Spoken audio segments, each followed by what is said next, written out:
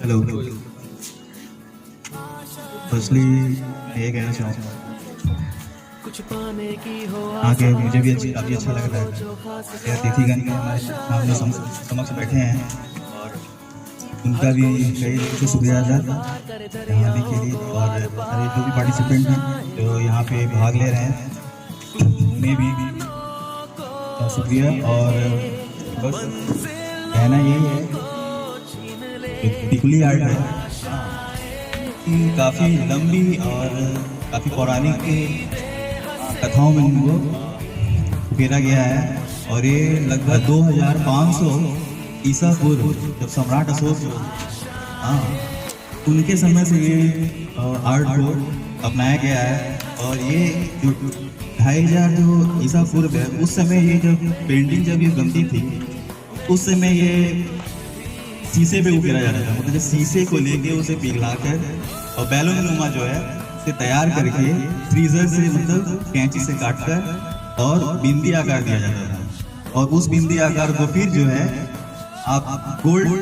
Pavilion में डालकर उसे पेस्ट करके उस पे बांस की करची से उकेरा जाता था और फिर कलर उस पर डाला जाता था। तो ये उस समय की बात है। फिर कुछ सालों बाद जब इस पेंटिंग को और थोड़ा सा मॉडरेट किया गया तो उसमें एक जब पटना की बात आ रही है यहाँ पे, तो पटना में जब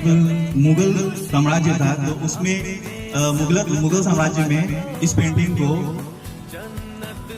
3 तरीके से बनाया गया, मतलब कि 3 पार्ट में ये किया गया। तो उस पेंटिंग में जैसे हम लोग पहले तो शीशे में किया था, अब जो है हार्डबोर्ड, उसके बाद एनामेल पेंट और उसके बाद जो है इस पे कलर चढ़ाया जाता है जो कि हमारा जो है सैंड पेपर यूज किया जाता है। तो फिलहाल जब मुगल साम्राज्य का जब बात आती है उस समय क्या हुआ था कि जब इस पेंटिंग को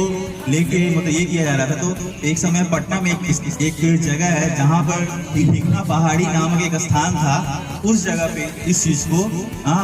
वहाँ पे काफी ये जो आर्ट है फल फूल रहे थे, ठीक है। फिर उसके बाद जो है इसको जो है आगे बढ़ाते हुए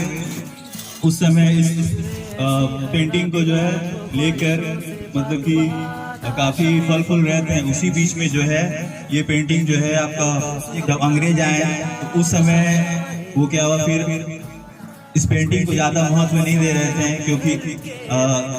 कला की जगह औद्योगिक कला को ज्यादा महत्व देने लगे, और मशीनी युग की वजह से जो है वो उस पेंटिंग को जो है नहीं ये किया गया। तो फिर मशीन में इसको कन्वर्ट करके फिर बिंदी को लाया गया। ऐसे तो हमारा जो है टिकुली आर्ट जो है बिंदी आर्ट से लिया गया है, ठीक है। इसी वजह से जो है इसे टिकुली पेंटिंग कहते हैं क्योंकि महिलाओं और पारंपरिक और सांस्कृतिक के हिसाब से ये हमारा कल्चर के हिसाब से ये हमारा मतलब बिंदी है, इसी को हम टिकुली पेंटिंग के हिसाब से देखते हैं। और ये जो है अब जो है अपग्रेड हो चुका है काफी, और इसके जब समापन पर मतलब एक तरह से ये विलुप्त हो चुका था, तो इस 2 आर्टिस्ट जो थे जो रोहतस के थे, रोहतस के थे अशोक कुमार विश्वास जी और उनकी वाइफ शिवानी विश्वास जी, वो दोनों एक दूसरे को ये करते थे पेंटिंग के लिए। और उसके बाद फिर उसके एक और साथी थे उपेंद्र, तो उपेंद्र जी जो थे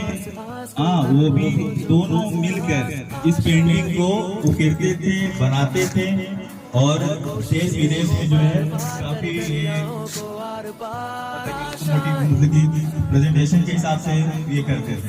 फिर एक समय 1982 में इस पेंटिंग को अवार्ड के रूप में एशियाड फिल्म का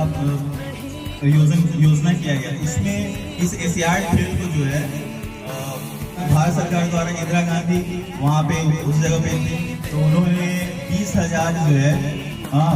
पेंटिंग के लिए वो मांग की कि उन्हें ये 20,000 पेंटिंग्स टिकुली आर्ट चाहिए, क्योंकि वहाँ से देश विदेश से जो भी अतिथि या आसपास के जो भी खिलाड़ी थे वो वहाँ पे भाग लिए थे। इस वजह से 20,000 के लिए उनको ऑर्डर मिला था। अब वो 20,000 की जगह उन्होंने एक साल में कड़ी मेहनत करके 81,000 जो है दिगली पेंटिंग जो है उन्होंने बना के उन्हें दिया, मतलब कि सम्मानित के हिसाब से। और उसके बाद जो है फिर हमारा जो अभी का जो दिगली आर्ट है, हाँ, और इसमें क्या है कि एक समय था कि इस दिगली आर्ट को लोग काफ़ी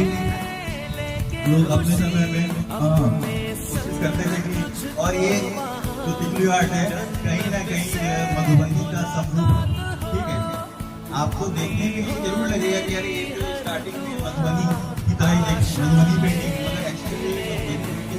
की तरह देखने में लगता है कि दोनों में काफ़ी डिफरेंसेस हैं अगर आप देखो गौर से, क्योंकि मधुबनी में लाइन का वर्क होता है, ठीक है, और इसमें पॉइंट का वर्क है, ठीक है, इस वजह से दोनों में काफ़ी डिफरेंसेस हैं, आप उसको देख सकते हैं। और ज़्यादा कुछ तो समय नहीं देना चाहूँगा, बस ये मैं कोशिश करता हूँ हाँ कि आगे धन्यवाद।